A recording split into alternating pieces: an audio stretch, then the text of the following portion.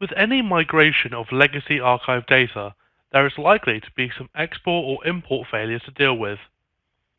We are often asked how many failures is acceptable, and some customers even have an idea that no failures are acceptable. These are both troublesome questions and can cause some problems with projects whilst expectations are set appropriately. The industry averages about 0.1% as an average failure rate. We often see a lot less than this, but it all depends on the migration environment.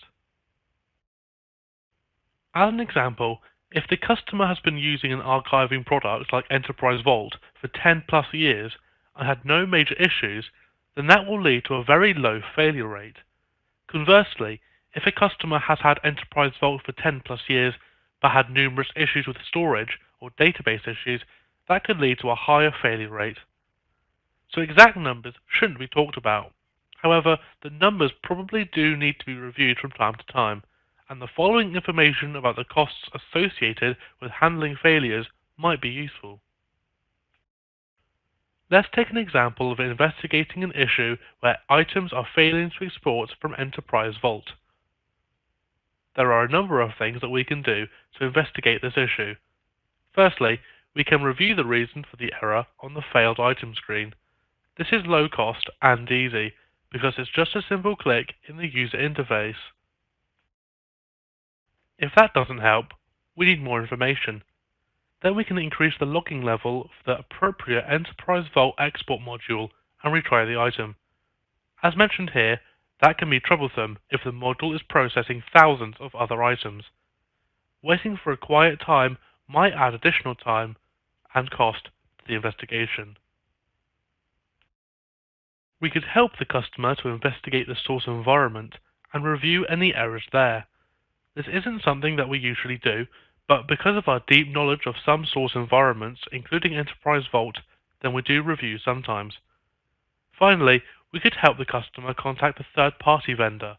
However, we are now in the high-cost realm because doing this takes a lot of time and effort. In the end, the customer might not be covered by current support contracts with the vendor anyway. Let us look at another example of investigating a failure, this time to import some items into Office 365. Just like with exporting items, we can easily review the failed item screen for this particular item and review what is presented there. We can go to the next step and review the archive Shuttle log files. These sometimes contain extra information, but again, if the module is very busy, then spotting one item being processed might be hard. It's made harder by changing the logging to trace, because that means a lot more is written into the log files. As we will say later on in this module, we can obtain sample messages and try to reproduce the issue in-house. This takes some time and effort, and doesn't always help because the item could simply be corrupt. To diagnose the problem, we run the messages through a diagnostic tool which looks for issues that we've seen in the past. It is possible that we can make changes to our main message processing library, depending on what the investigation has brought up. This is a high cost though, and takes a lot of time on our part. We also have to perform a lot of additional testing to make sure that the change that we make doesn't affect any of the aspects of the ingestion process. In the end though, what we're trying to say is that this review and analysis all takes time. You might be mistaken in thinking that the time spent is purely ours, but it's simply not the case, because the customer also needs to be heavily involved. It is well worth investigating issues if there are hundreds of unexplained failures of the same kind, but perhaps not for a small number. Because if the investigation only took 30 minutes, and there were 10 different investigations to take place, that would take a whole day to perform the investigation.